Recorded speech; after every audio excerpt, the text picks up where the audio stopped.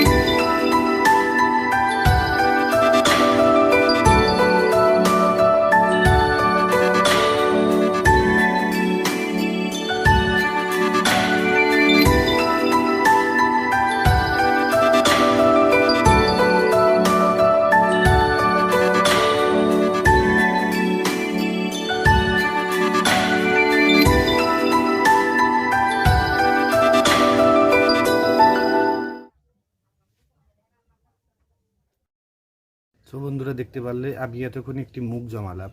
তো আমাদের এখানকার যে মাটি, কালো মাটিটা, সেটা বেশিক্ষণ মাটিতে কাজ করতে থাকলে পারে মাটিটি এমনিতেই নরম হয়ে যায়। তো আমি এখন কি করব, এই মাটিটি আমি প্রায় আধা ঘন্টার মতো আমি একটু রোদে দেবো। তো আধা ঘন্টা পরে আবার দেখাচ্ছি তোমাদের। তো সাথে থেকেও কিন্তু ভিডিওটির। 1:30 বাজে, এখন আমি ফুল রোদে আধা ঘন্টা থেকে 40 মিনিটের মতো আমি মুখটি রোদে রেখেছিলাম এবং মুখটি পুরো শক্ত হয়ে গেছে। তো এখন আমি মুখটি পুরো ফিনিশিং করব।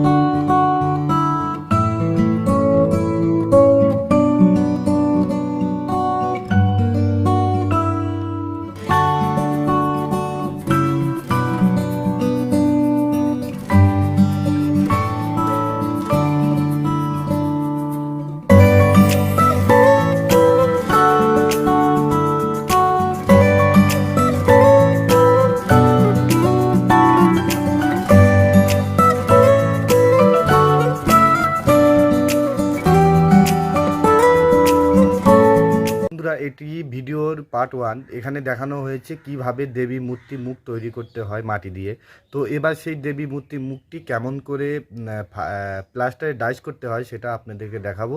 তো প্লিজ ভিডিওটি লাইক করো এবং কমেন্ট করে বলবে কেমন হয়েছে, এবং প্লিজ প্লিজ প্লিজ বন্ধুরা চ্যানেলটি সাবস্ক্রাইব করে চ্যানেলটি পাশে থাকো এবং দেখতে থাকো পরবর্তী ভিডিওগুলো। ধন্যবাদ বন্ধুরা।